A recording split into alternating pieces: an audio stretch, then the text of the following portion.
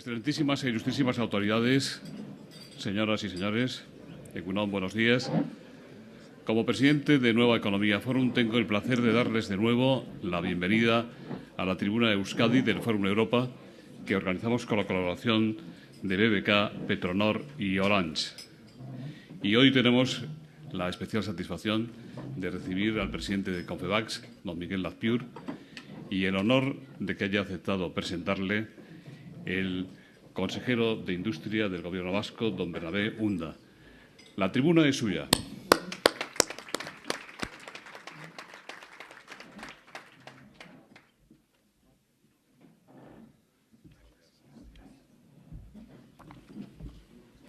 Buenos días. Bien, hace un par de semanas recibí una llamada bastante temprano de Miguel pidiéndome que le hiciera esta presentación. La respuesta fue inmediatamente que sí. Nos conocemos hace unos 7 u 8 meses aproximadamente y desde entonces yo creo que nuestras vidas han cruzado permanentemente, sin parar. Es un placer estar hoy aquí. Creo que es una persona de sobra conocida, pero voy a intentar trasladarles mis sensaciones. Les debo reconocer que me gusta saber de lo que hablo. No sé si es un defecto, es una virtud, pero realmente es así. No llevo la cuenta del número de las reuniones en las que he coincidido con Miguel. Son reuniones normalmente asociadas a Confebask. Había oído hablar cosas sobre su empresa, sobre él, pero en lugar de tocar de oído preferí ir a visitarle. Y hace unos 10 días aproximadamente se hizo un hueco en la agenda y le llamé para poder vernos en su medio, en su empresa, con su gente. Y la impresión, de verdad, puedo decir que fue no la misma, no lo que esperaba, sino bastante mejor. Lo primero que hizo fue presentarme lo que era su empresa. Conoce perfectamente todos los procesos, conoce perfectamente todo lo que se hace, como no podía ser menos. Pero me atrevería a decir que cuando pasamos al taller es cuando realmente vi cómo conocía a cada una de las personas, cada pieza. Estuvimos en todos los rincones de su taller. Tras la visita, como no, fuimos a comer para conocernos aún mejor y fuimos a comer en Vergara. Evidentemente, Vergara es su pueblo. Llegué a la fábrica un poco antes de la 1, a la hora que habíamos quedado, y llamé por teléfono porque no había nadie esperándome. Él se había ido a cambiar para recibirme. La verdad es que no era necesario, porque yo lo que quería es estar con él en el lugar donde él trabajaba, ¿no? Fue un gesto de cortesía que no era necesario. Me enseñó su empresa y quedé maravillado de cómo conocía, como decía antes, cada persona, cada producto. Y casi al final de la visita, después de un rato largo de poder estar compartiendo lo que hacía, llegamos a un punto en el que nos encontramos con una más de las personas que estaba trabajando y me lo presentó porque estaban haciendo algo que tenía que salir. Como él decía, tenía que salir y iba a salir para Zaragoza esa tarde. Y era su hermano, era su socio. La verdad es que les gusta el taller y he de confesar que a mí también. Esa conexión fue inmediata. Miguel es maestro industrial, se formó en la Escuela de Formación Profesional de su pueblo, Vergara, del que creo que es casi imposible sacarle. Cada vez que habla de un proyecto, sea de formación empresarial o de investigación, su propósito es montarlo en Vergara. Asegura que no hay problemas de espacio. La verdad es que los empresarios guipuzcoanos siempre encuentran un hueco. El grupo de José Lazpiur lleva el nombre del padre de Miguel. Hacen maquinaria especial y utillaje de precisión, y lo hacen bien. Hay nivel, hay calidad, hay formación, hay implicación. Lo hacen muy bien. Tienen claro que su futuro pasa por la calidad y por el mercado exterior. Pese a que las ventas de su empresa están muy internacionalizadas, tiene en este momento una obsesión. Me lo dice siempre, en Euskadi no sabemos vender, tenemos que aprender a vender. Miguel tiene claro que hay muchas oportunidades fuera, que los vascos tenemos una capacidad de realización de proyectos industriales altísima, pero que las ventas no son nuestro fuerte. Y en ese punto tiene razón. Yo creo que se debe hacer un esfuerzo en ventas, en saber vender, en saber explicar lo que hacemos, porque además lo hacemos bien. Tenemos producto, no vendemos humo. La verdad es que al oírle hablar uno se queda con la sensación de que tiene mucho sentido común, que es necesario en la empresa y prácticamente en todas las actividades de la vida. Su grupo empresarial nació en el 64 de un pequeño taller familiar Miguel asumió la gerencia en el 85, cuando murió su padre. Nació en Vergara en 1942, está casado y tiene una hija que ya está en el negocio familiar. Es un empresario guipuzcoano comprometido con su tierra. De guipuzcoano tiene sin duda la afición a la caza. Todas las semanas, los jueves, decía él, en temporada intenta ir un día al menos con sus 2 perros al campo. De persona comprometida es fácil decirlo. Miguel es precisamente de los empresarios vascos de Confebask. Muchos podrán pensar que serlo es una bicoca. Si no es así, la pregunta es ¿por qué no abundan los candidatos? Nadie nos lo tiene que decir. Ser presidente de Confebask implica ser la cabeza visible de un colectivo profesional amenazado, que es el empresariado vasco en su conjunto. Sé que Miguel no había aspirado al puesto. Le liaron y se dejó liar, como me dijo. Solo él sabe cómo le ha cambiado la vida y solo nosotros sabemos cómo nos llena de orgullo que haya personas dispuestas como él. Porque, como bien dice, alguien lo tiene que hacer y no vale mirar para otro lado. No quiero quitarle más protagonismo. Hoy he venido a hacer una breve presentación de un vasco de bien, de un empresario cuya máxima es que hay que estar siempre atento a las oportunidades, y de un amigo porque el roce genera complicidades y amistades. Estoy seguro de que este guipuzcoano afable, al que no he podido ver con el buzo, pese a que lo he intentado, nos va a contar hoy cosas mucho más interesantes de las que yo pueda decir sobre él. Y le voy a pedir algo que creo que es capaz de llevar a cabo por su gran capacidad de mediación y persuasión. Miguel, persuade a tus compañeros de COE para hacer lo que tan bien sabes hacer, encontrar soluciones. Muchas gracias.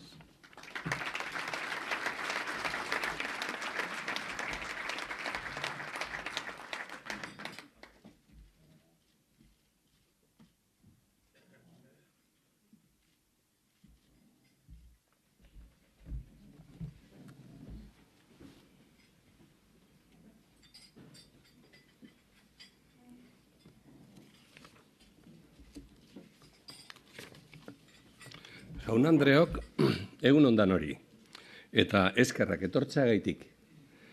Bereziki, eskerrak eman nahi dizkiot Eusko Jaurlaritzako Industria, Berrikuntza, Komerzio eta Turismoko sailburuari, Bernabe Undari egin zuzen ere, gaur hemen egoteagaitik eta neri buruz esan dituan hitzen gaitik. Eta nola ez, Nueva Ekonomia Foruneko agintari eta ekitaldi honen babesleeri ere. Horrela ba, eskerrik asko. Nere lehenengo hitzak euskeraz egin nahi nituzke, naiz eta nahi aina luzeak ez izan, eta ez dago beste arazorik, hitzaldi hau gehiegi ez luzetzea besterik. Gaur egun gauden egoera sozioekonomikoa dala eta derrigorrezkoa da krisisari eta bere eraginiri buruz hitz egitea. Baina nere hitzaldiaren denbora gehiena pasatuko dut beste gai batekin. Eta hori da, krisis ondoren zer. Eta hau da momentu honetan ikaragarrizko garrantzia daukalako danok dakigun bezala. Horrela ba, gai honetan sakontzen saiatuko naiz gaur hemen.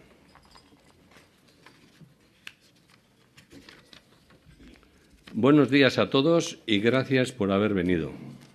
Quisiera agradecer, como lo he hecho en euskera, en primer lugar, al consejero de Industria e Innovación, Comercio y Turismo del Gobierno vasco, don Bernabe Unda, su gentileza por estar hoy aquí, así como la amabilidad de sus palabras de presentación.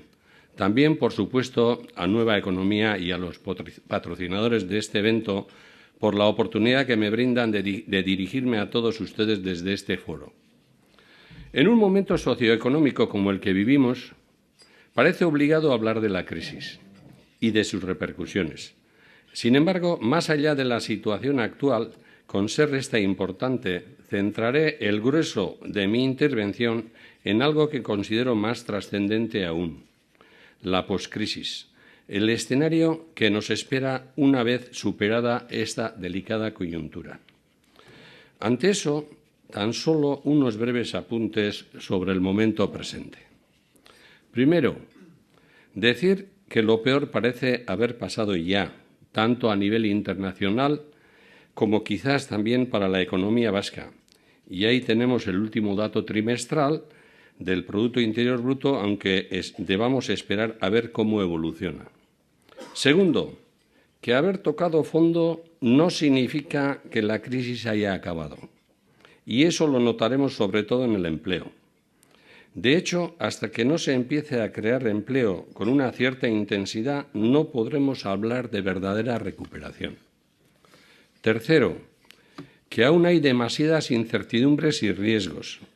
Saber hasta qué punto se ha completado el saneamiento del sector financiero, el efecto sobre la actividad y demanda de una retirada antes de tiempo de los estímulos anticrisis, la intensidad y duración del desapalancamiento de las familias, la repercusión en el consumo del deterioro laboral o las consecuencias del elevado endeudamiento y déficit público de los Estados, entre otros.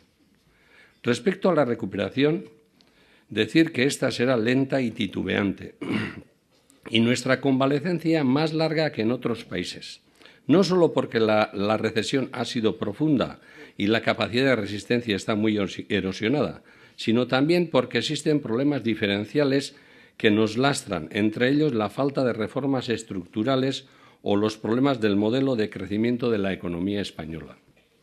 Incluso cuando llegue, tampoco va a haber una fecha única y exacta de salida a la crisis.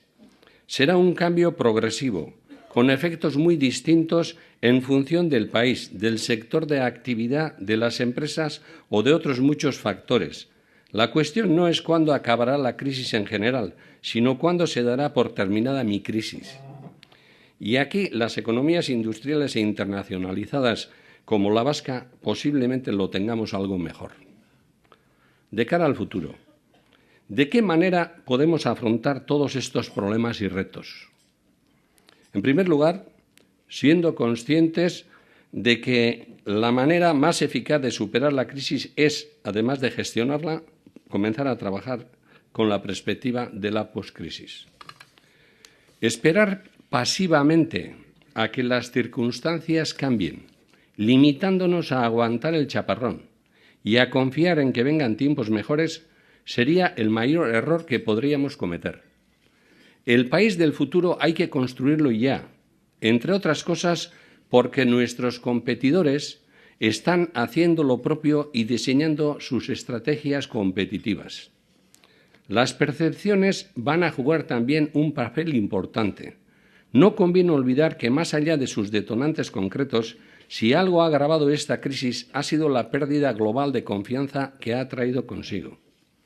Cierto que nos faltan muchas piezas para saber con nitidez lo que nos depara el futuro y que eso genera incertidumbre, pero contamos también con algunas intuiciones sobre las que podemos empezar a reflexionar y a actuar. La primera, que nada va a ser igual que antes. Esta no está siendo una crisis más, ni por su rapidez y gravedad, ni por su alcance global. Ha impactado y puesto en cuestión muchas cosas y nos obligará por lo mismo a repensar y reorientar otras muchas. De hecho, más que un fenómeno coyuntural cíclico, todos tenemos la sensación de que estamos ante el final de una época tras la que vendrán nuevas reglas y comportamientos. Entre los cambios por venir, uno de los más relevantes será el geoestratégico. Por una parte, dentro de la gobernanza económica internacional tendrán cada vez un mayor peso países como China, India, Rusia o Brasil. Por otra, los mercados se van a reubicar. La demanda de bienes de consumo e inversión, los polos de negocio, de crecimiento y desarrollo van a trasladarse de las economías avanzadas hacia las economías emergentes y tendremos que movernos todos hacia ellos para encontrar oportunidades de negocio. Otro elemento característico será que creceremos de otro modo. Habrá un crecimiento más basado en la demanda y en la actividad productiva, en los bienes de consumo, inversión y de equipo, lo que favorecerá especialmente a la industria y a las regiones y países que, como Euskadi, han tenido siempre en la industria su principal referente o motor económico. El crecimiento será también más sano y equilibrado. A diferencia de las anteriores fases de expansión económica mundial, basadas en el factor tecnológico o en la expansión del crédito, la nueva fase de crecimiento mundial estará sustentada en la aceleración de la globalización económica, siendo el factor demográfico el motor del crecimiento, vía demanda de productos y servicios. El escenario postcrisis se caracterizará además por el incremento de la competencia y de los competidores. Competiremos con los mismos de antes, los países emergentes, pero también con otros nuevos, los de las otras economías avanzadas, y lo haremos tanto en precio como en valor añadido. Debemos trabajar, pues, por ser cada día más competitivos, actuando sobre todo aquello que lo procure. La competitividad va a ser cada vez más la clave del futuro. Referente a las medidas necesarias para abordar el cambio, en primer lugar, y después de un punto de vista general, será preciso recuperar confianza. Durante estos largos meses ha habido una notable pérdida de confianza entre los diferentes agentes intervenientes en la actividad económica mundial. Un reforzamiento del compromiso como valor esencial de las relaciones comerciales y personales, un liderazgo consistente y una colaboración conjunta y constructiva ayudarían a despejar tal riesgo. Al hilo de ello, se ha hablado también mucho estos días de la credibilidad y confianza de la economía española. Aun reconociendo los graves problemas que ésta atraviesa, producto, entre otras cosas, de un modelo de crecimiento que ha tocado a su fin, no es menos cierto que España no es, en absoluto, Grecia. Es urgente adoptar medidas, algunas de ellas muy profundas, pero se ha comenzado a trabajar y a reconocer los problemas, lo que esperamos nos ponga también en el camino de las soluciones. Volviendo al marco global, otra de las medidas a abordar será limitar las posibilidades de que algo similar a lo que ha detonado esta crisis global vuelva a suceder, especialmente en lo tocante al sistema financiero. Ha habido una excesiva concentración e infravaloración de riesgo, una insuficiente supervisión y una gestión muy orientada al corto plazo, cuyos resultados estamos experimentando en toda su crudeza. Está claro que no todo vale ni debe estar permitido.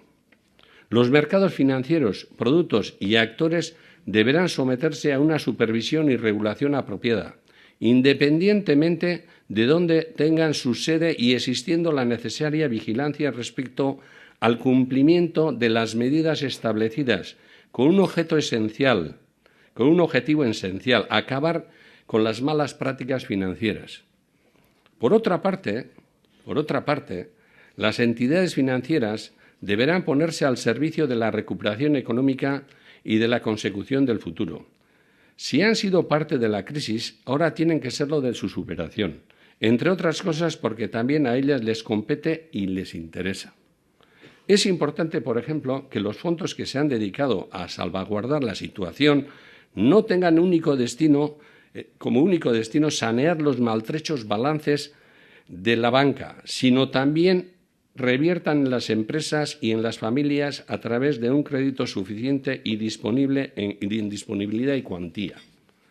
Otro elemento que esta crisis ha dejado al descubierto es la débil capacidad de la Unión Europea para adoptar medidas conjuntas en tiempo y forma. Por tanto, una Europa más eficaz necesitará contar a futuro con mejores instrumentos y resortes para abordar y resolver como un bloque económico homogéneo los diferentes desafíos más allá de lo que lideren determinados países de referencia o del paraguas que nos ha prestado el euro. Una vez aquí, y pasando ya al ámbito general, al de la economía española, el nuevo escenario exigirá actuaciones de múltiple signo y por parte de múltiples sectores. Resulta, por ejemplo, evidente que el modelo de crecimiento español, además de demostrar sus insuficiencias, ha estado durante años enmascarando muchos problemas estructurales que nos han terminado por afectar a todos. Un nuevo modelo económico no es algo, sin embargo, que se haga de la noche a la mañana, ni que se establezca por real decreto. Resulta, pues, urgente adoptar medidas y hacerlo con decisión, aunque resulte impopular. Entre las medidas inaplazables hay algunas evidentes. La primera, el abordaje de las reformas estructurales, que desde hace tiempo tenemos pendientes. Reformas del modelo energético, vivienda y suelo, fiscalidad, seguridad social, con el debate de las pensiones al frente, aunque por encima de todas ellas habrá que afrontar la reforma de las administraciones públicas y las referidas al mercado laboral. En el primer caso, es fundamental poner en orden las finanzas públicas del Estado y la gestión de las mismas, algo que, por otra parte, también vale para el resto de las administraciones autonómicas. Si en todo momento lo son, la austeridad, la eficiencia operativa de control y de gasto resultan todavía más esenciales en una coyuntura como la actual. Los ingresos fiscales percibidos en los momentos de bonanza se corresponden, además, con una época excepcional ya agotada, y ello debe reflejarse tanto en los niveles de gasto como en los proyectos a los que ésta se destina. La Administración, independientemente de su ámbito, tiene que ser tan eficiente y productiva como el resto, dando además ejemplo. En lo tocante al segundo gran aspecto que mencionaba, el de la reforma laboral, existe consenso general sobre su importancia clave en la competitividad y el empleo. Seguramente es un momento muy difícil para afrontarla, pero no por ello resulta menos crucial y necesaria. La rigidez de nuestro actual sistema laboral es la causa, por ejemplo, de que en esta crisis hayamos destruido más empleo que otros países que han sufrido mayores descensos del Producto Interior Bruto. Es también directamente responsable de la dualización del mercado de trabajo y de la falta de oportunidades de acceso y permanencia estable de una juventud excelentemente preparada que sufre tasas de paro del 40% en el caso español y del 36,4% en Euskadi. Una juventud a la que debemos respuestas y por la que estamos obligados a apostar. Por otra parte, flexibilidad y reforma no quiere decir despido, como a veces interesadamente se traslada, sino capacidad de adaptación a los cambios y situaciones, tanto de las empresas como de sus trabajadores. Por tanto, algo que beneficia a ambos. La flexibilidad es la que permite, por ejemplo, el equilibrio entre las necesidades de competitividad empresarial y las de conciliación de la vida personal y laboral.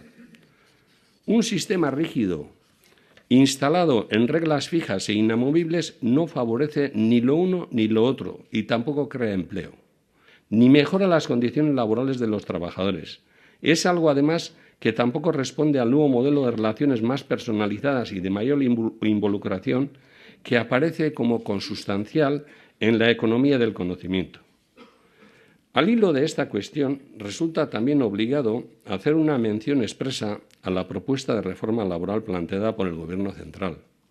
Una propuesta insuficiente, no tanto por su contenido concreto de la misma, como porque resulta apenas un guión de temas a tratar, que será preciso ir modelando en el transcurso del diálogo social o con la actuación del propio Gobierno. Cabe, no obstante, reconocer que se asumen los problemas y la necesidad de tomar decisiones y que enmarca las vías en las que cada parte puede ir situando sus propuestas concretas de forma más abierta y flexible que en anteriores momentos. Además de la reforma laboral, es también el momento de orientar las propias relaciones laborales hacia un mercado de colaboración. Una nueva forma de trabajo en la que la reapertura del diálogo social o acuerdos de negociación colectiva, como el recientemente alcanzado, pueden constituir una referencia señalada. Hasta aquí he tratado de definir las actuaciones que entendemos necesarias en nuestro entorno. Ahora la pregunta es, ¿qué hay que hacer desde Euskadi para afrontar y ganar la batalla del escenario postcrisis? Afortunadamente, tenemos que la economía vasca no ha sufrido, como la española, el estallido de la burbuja inmobiliaria, entre otras cosas porque ésta nunca existió, dado el menor peso de la construcción inmobiliaria en nuestro Producto Interior Bruto. Nos hemos visto, eso sí, muy afectados por sus efectos colaterales. La industria lo está notando. La caída de la demanda ha impactado de lleno en la actividad y recursos de muchas de nuestras empresas industriales.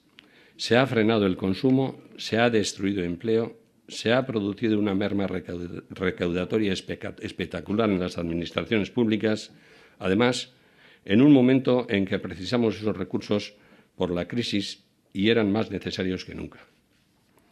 Del mismo modo, hemos sido empujados por la burbuja del endeudamiento, la falsa sensación de riqueza que hacía que cuanto más crecíamos, más nos endeudábamos.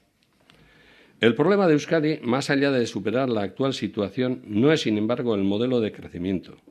La nuestra es ya una economía de base productiva, industrial e internacionalizada, que solo necesita reafirmar, fortalecer y mejorar aquello de lo que ya dispone, dándole un nuevo empuje. El objetivo de este empuje debe ser posicionarnos competitivamente en el mundo y llegar a todos los mercados que la globalización ofrece. Para ello, debemos apostar por el logro de una economía acorde, una economía industrial, tecnológicamente avanzada, de innovación y alto valor añadido, que nos permita seguir siendo un país próspero con un nivel de vida elevado y un grado de desarrollo creciente. Lo cierto es que, pese a los últimos grandes esfuerzos del pasado, durante los últimos años no solo no hemos ganado esa competitividad y posición en el mundo, sino que las hemos perdido. Quizá no tanto como la economía española, que desde la entrada del euro ha perdido un 20% de competitividad frente a, por ejemplo, el crecimiento de un 13% de Alemania. Pero también para nosotros existe el problema. Necesitaremos ajustes perfeccionando y esforzándonos, pero por encima de todo ser más competitivos. Recuperar esa competitividad exige que entren en juego muchos factores y actores: las instituciones, las relaciones laborales, la sociedad o, como antes señalaba, el entorno de la economía española, pero por encima de todos ellos las propias empresas vascas. Las empresas tenemos que hacer frente a este nuevo escenario de oportunidades y retos con mucho más esfuerzo, autocrítica y autoexigencia. Asumir que cada vez es más difícil competir y que cada vez hay más competidores que ya no están lejos, sino en la propia Europa desarrollada. A mayor competencia se impone mayor necesidad de diferenciación y de inversión en ámbitos como la innovación, la I+D, la internacionalización, la gestión, el marketing, la formación y un largo etcétera que podemos citar. Será también importante que superemos comportamientos procedentes de la anterior etapa de expansión económica, que ya no sirve para esta. La facilidad del crédito ha generado ineficiencias, elementos superfluos y derroches acumulados que es preciso también eliminar. Además, habrá que contar con un tamaño mínimo para competir, contemplando más que nunca la necesidad de alianzas y fusiones, especialmente entre las pymes.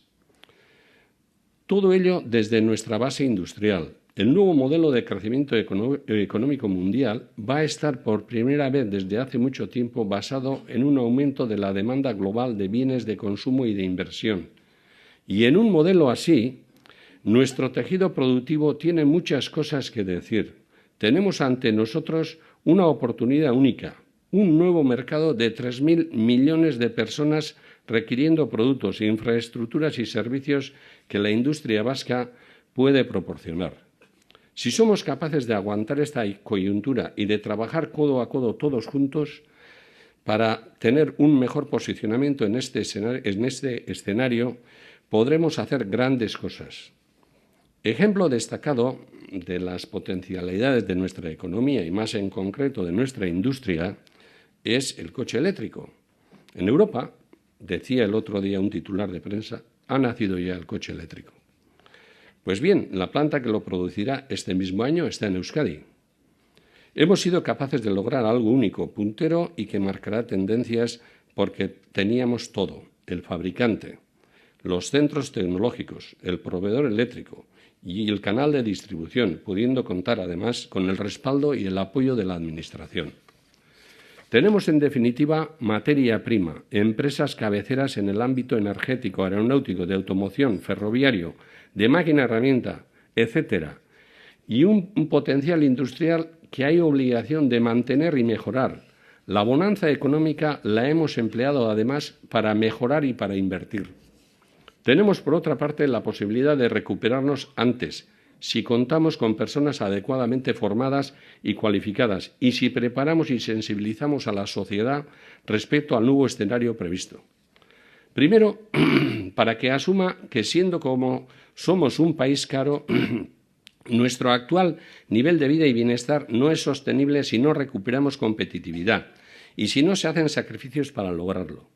Segundo, para que todos empecemos a trabajar en la misma clave y sintonía, alineando objetivos y esfuerzos, porque la competitividad no va a ser solo un reto empresarial, sino de país. Igualmente preciso, en el nuevo tiempo, será reivindicar dentro de esta misma sociedad formas de actuar, conceptos y valores, como la austeridad, la responsabilidad, el compromiso, la ética, el amor por el trabajo bien hecho, que en caso de la sociedad vasca y sus empresas han sido tradicionales y representan la base de nuestro actual desarrollo y forman parte de lo que somos y de lo que queremos ser. Motivación e iniciativa, asunción de deberes y obligaciones frente a elementos como el absentismo, la desidia, la falta de involucración o un sentimiento funcionarial de la vida y del trabajo. La Administración va a tener también que hacer su propia aportación a estos objetivos. Además de austeridad y eficacia, es importante que cree un entorno favorable al desarrollo e impulso de la actividad industrial, que apueste por lo prioritario, dotando de suficientes recursos a las I+D+I y a las medidas anticrisis y que siga trabajando con las empresas. La exitosa colaboración público-privada, que ha sido nuestra seña de identidad, constituye un ejemplo esencial de cómo debe actuarse. Nada va a ser más importante, por otro lado, que salir reforzados de esta crisis. No habrá que distraerse en el camino. De la misma manera, esencial sería que las relaciones laborales en general y la negociación colectiva en particular ayudaran a centrar los problemas y a resolverlos, realizando su propia contribución a la salida de la crisis y a la preparación de las empresas para tiempos de postcrisis. Esfuerzos en la línea de que, por ejemplo, viene trabajándose desde hace meses en la Mesa del Diálogo Social Vasco. Para guiar todo este esfuerzo institucional, privado y de la sociedad civil precisaremos, además, liderazgo. Las anteriores crisis nos enseñaron que para salir positivamente de ellas son necesarias cooperación y compromiso de todos, pero alguien tiene que conducir el barco y hacerlo con iniciativa, medios, responsabilidad y rigor. En definitiva, la crisis va a dejar su pozo. Ha demostrado que somos vulnerables, pero nos ha dado también lecciones instructivas. Nos ha sacado de las rutinas aprendidas y nos ofrece un nuevo ordenamiento socioeconómico en el que nuestra industria tiene muchas más posibilidades que antes. Esta, pues, puede ser nuestra gran oportunidad. La voluntad de las personas, su afán de salir adelante, es, por otro lado, más fuerte que los problemas y hemos demostrado que las dificultades nos hacen fuertes y resistentes. En el corto plazo, habrá que sostener nuestro tejido productivo con medidas extraordinarias y ajustadas a la actual coyuntura económica e industrial. En el medio y largo será preciso dar un nuevo impulso para mantener estratégicamente el peso de nuestra economía y de su industria en aquellos segmentos de mercado y de valor por los que hemos venido trabajando siempre. Como siempre, la sociedad vasca podrá contar en este empeño con sus empresarios. Aportaremos, como otras veces, todo nuestro compromiso, responsabilidad y esfuerzo para la consecución de este futuro de nuevas posibilidades y oportunidades. Muchas gracias a todos. Eskerrik asko danori.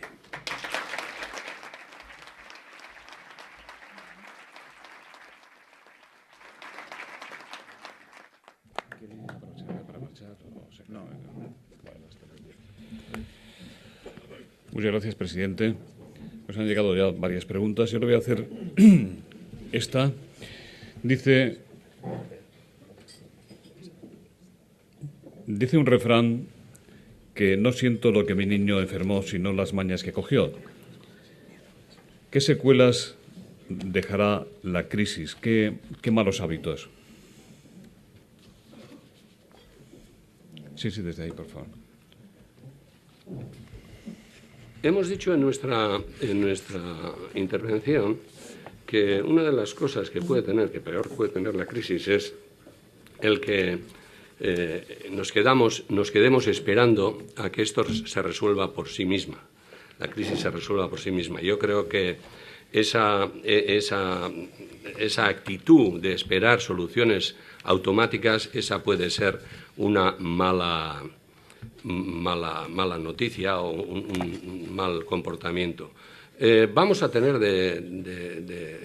también de negativo que muchas empresas que, o bien por muchos casos, porque por sus productos, porque no estaban debidamente preparados, pues caerán y han caído, y probablemente esto no acabará, sino continuará. Eso va a ser negativo. Y luego, pues de positivo, pues puede tener el que esto mismo pues nos enseñe a un nuevo escenario y que seamos capaces de adaptarnos a ese nuevo escenario, que indudablemente eso puede ser una de las claves del éxito en el futuro cara a esta crisis. Le preguntan si cree que el PNV debería hacer un esfuerzo para apoyar al PSOE en la salida de la crisis en línea con las propuestas y la buena disposición de los nacionalistas catalanes, de CiU. ¿O piensa que la situación política en Euskadi limita las posibilidades reales de que el PNV apoye a los socialistas que le han impedido seguir gobernando en Euskadi a pesar de ser la fuerza más votada? ¿Es optimista? También le preguntan sobre las posibilidades de conseguir un pacto de Estado, o se trata una vez más de un intento de Zapatero de conseguir una foto y de Rajoy de poner en evidencia la incapacidad del Gobierno. Hombre, nosotros siempre hemos apostado por el entendimiento, pero ya me perdonará el que ha hecho la pregunta, que yo no estoy aquí para responder preguntas de tipo político por una sencilla razón, porque no es lo mío. Y yo estoy metido en el mundo empresarial e industrial, y yo espero que los políticos, pues, como han sido siempre en este país, pues sean capaces de resolver los problemas políticos, que tengo la fe y la esperanza de que lo van a resolver. Naturalmente, si lo desea, don Íñigo Urkullu, presidente del PNV, puede intervenir. Bueno, yo cumplo con ofrecérselo y entiendo su posición. Usted ha participado, le preguntan, señora Lapure, activamente en las conversaciones con los sindicatos para el acuerdo alcanzado la semana pasada sobre negociación colectiva. Ahora corresponde a los agentes sociales negociar la llamada reforma laboral. Ha dicho usted que la propuesta del Gobierno es insuficiente, que es una mera enunciación de problemas. ¿Podría decirnos los 3, 4 o 5 puntos que consideran los empresarios que son los mínimos esenciales para que se pueda firmar un acuerdo de reforma laboral? Bueno, este acuerdo ahora mismo no lo tengo a mano, pero contempla muchas cosas. Contempla, la verdad, como he dicho, pues líneas generales de actuación, no hay concreción, pero bueno, ahí contempla una serie de cosas, empezando desde el tema de las pensiones, desde el tema de todo de la flexiseguridad, por llamarlo de alguna manera. Todos estos temas los contempla eso, y yo creo que los temas están reflejados. Ahora, lo que sí verdaderamente habrá que trabajarlos, habrá que eso llevará tiempo, y yo creo que cada parte tendrá que aportar su interés, su aportación, y entonces, pues entre todo eso, yo espero que eso pueda salir, y yo soy... Porque además la situación tampoco está para mucho más lujos. Hemos estado hablando de que las reformas estructurales son claves para esta situación, entonces yo creo que en este momento pues se va a trabajar. Yo creo que están trabajando y estamos trabajando todos con interés, y pueden salir cosas interesantes. ¿Cuánto deberían reducirse, en su opinión, los impuestos, como el IVA y el de sociedades? ¿Y cuánto debería reducirse la cuota empresarial a la Seguridad Social? Hombre, a mí me pregunta, muy bien, a mí me gustaría que se redujese al máximo, pero tampoco somos razonables, y en este momento pues no está la cosa para lujos. Que se redujese está bien. Por lo menos yo pondría como la media europea, pues para que podamos competir en igualdad de condiciones con otros países que van a ser nuestros verdaderos competidores. Pues nuestros competidores, además de los países de bajo costo, pues ahora los tenemos en Europa, porque ellos, de una manera o de otra, han mejorado su competitividad, y nosotros hemos bajado en esa competitividad. Entonces eso va a tener que ser, bueno, pues al menos sería deseable que compitiésemos en igualdad de condiciones. Le preguntan también, señor Lapure, ¿qué papel juegan en Euskadi los sindicatos como elemento de colaboración ante la crisis, y qué diferencias presentan los sindicatos vascos frente a los comportamientos de los sindicatos en el Estado? Bueno, yo creo que todos sabemos la última parte que has preguntado, pero bueno, nosotros yo diría que el papel que juegan los sindicatos, yo creo que es el papel de sindicatos. Es el papel de defender los intereses de los trabajadores. Lo que ocurre es que en Euskadi tenemos el espectro en el cual con algunos sindicatos estamos trabajando con normalidad y con otros, en cambio, pues no hay manera de llegar a ni un acuerdo, ni están dispuestos a colaborar en nada. Nosotros en todo momento extendemos la mano y estaremos a disposición de trabajar con ellos. Y la diferencia, pues bueno, es que tenemos aquí algunos sindicatos que tienen pues esa estrategia de confrontación permanente y en el Estado, pues bueno, pues eso de alguna manera pues ha sido superado y se está trabajando conjuntamente de la misma manera que aquí estamos trabajando con otros. Tengo una pregunta a la que usted ya ha dado respuesta en su intervención, pero se la voy a hacer por si acaso quiere detallar alguna cosa más. ¿Qué opina de la apuesta del Gobierno vasco y de algunas empresas por el vehículo eléctrico? ¿Ve ahí una oportunidad para la industria vasca? Hombre, yo lo veo claro. Yo creo que es una oportunidad para la industria vasca, es una oportunidad para los centros de investigación. Yo creo que los centros de investigación de Euskadi ya habían trabajado, no se habían dormido y habían trabajado el tema con anterioridad, y entonces eso ha proporcionado también que este vehículo que se va a hacer en Vitoria pues tenga muchas más posibilidades o se haya decidido a venir aquí. Indudablemente tenemos un entramado industrial que puede tener oportunidades ahí. Sé que de momento no se van a vender todos los coches eléctricos que quisiéramos, pero yo creo que sí puede ser la antesala de liarnos luego más tarde o inmediatamente con el coche híbrido, que ese también sería positivo. Yo creo que el futuro de automoción en gran parte va a ser ese. Le preguntan también si cree usted que se deberían transferir al Gobierno vasco las competencias de la Seguridad Social. Hombre, nosotros en ese sentido estamos bien, no estaríamos en contra de que eso fuese así, pero son decisiones que los políticos tienen que tomar y yo tengo la esperanza que, como otras cosas, lo hagan bien. ¿Qué idea tiene acerca de cuándo se van a producir las transferencias de las políticas activas de empleo al Gobierno vasco? Bueno, esta es una respuesta que también tiene un matiz como la anterior. Nosotros a los políticos les pedimos que lo hagan bien. Ellos es un deber de ellos, es una tarea de ellos. Nosotros lo que pedimos es que lo hagan cuanto antes y que lo hagan bien.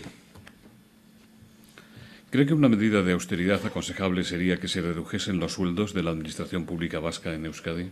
Hombre, yo no estoy hablando de reducción de sueldos, sino estoy hablando de mejora de gestión. Yo creo que sí la Administración debería de trabajar con indicadores y con ratios, pues de alguna manera que se aproximasen o que fuesen mínimamente iguales a los que tenemos en la empresa privada.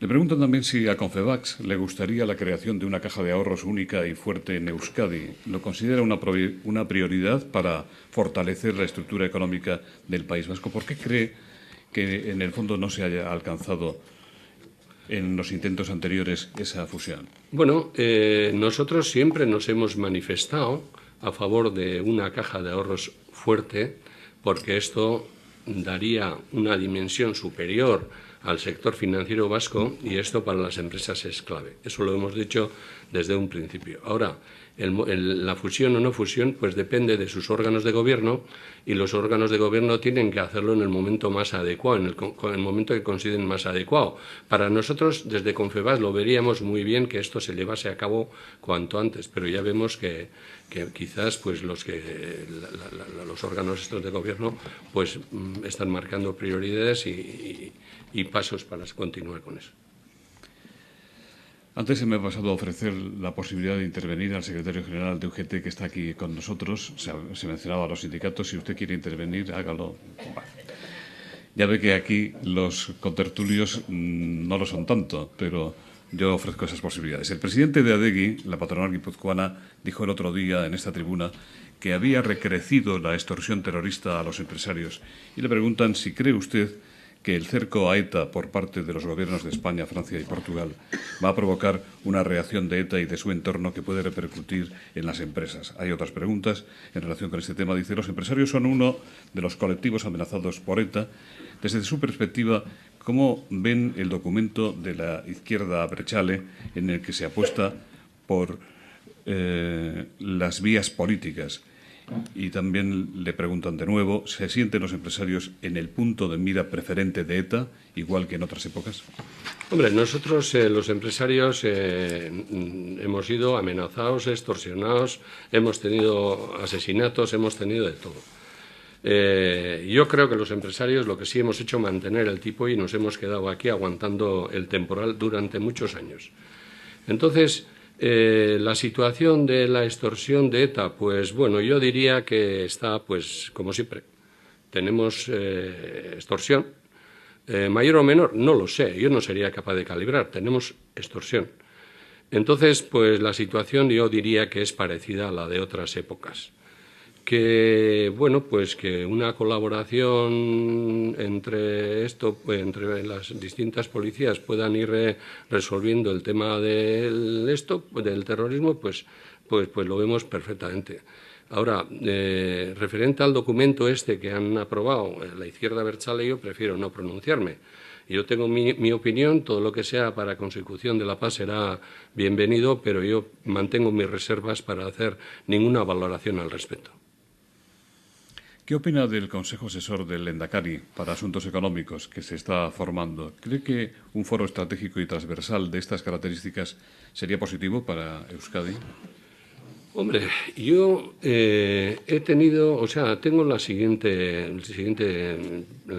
idea de que un Lehendakari tiene derecho, y yo creo que hace bien en ir creando un consejo asesor, como lo han hecho otros gobiernos, otros Lehendakaris, y los otros Lehendakaris también. Eso ha existido siempre, lo cual yo lo veo lógico y natural, porque yo creo que el Lehendakari tiene interés, como cualquier otro, de hacer bien las cosas y para eso se tiene que asesorar. Entonces, pues yo veo lógico que lo haga así. Muchas gracias, presidente. Don Mario Fernández, en nombre de Orange, Petronor y BBK, entidad que preside, va a despedir el acto. Simplemente para agradecer en primer lugar a Miquel Azpiur su intervención. A mí me parece que ha sido un baño de realidad, un baño de sentido común. Frente a esa imagen que se puede tener del empresario como alguien preocupado fundamentalmente por temas de alta política y, por qué no, de su progreso personal, aquí estamos viendo a un representante de ese empresario vasco tradicional, ese que antes, los domingos, después de misa, iba a ver el taller simplemente a ver si seguía el taller puesto allí, porque no sé qué iba a hacer el domingo, ¿no? Este baño de realidad, este baño de sentido común, la verdad es que reconforta mucho. Yo creo que Miquel también, y en definitiva la organización que representa es continuadora de aquellos empresarios que también ante las crisis de los años 80 supieron sacar adelante este país. Yo solamente puedo agradecer su intervención y que también su presencia a todos ustedes. Que ricasco.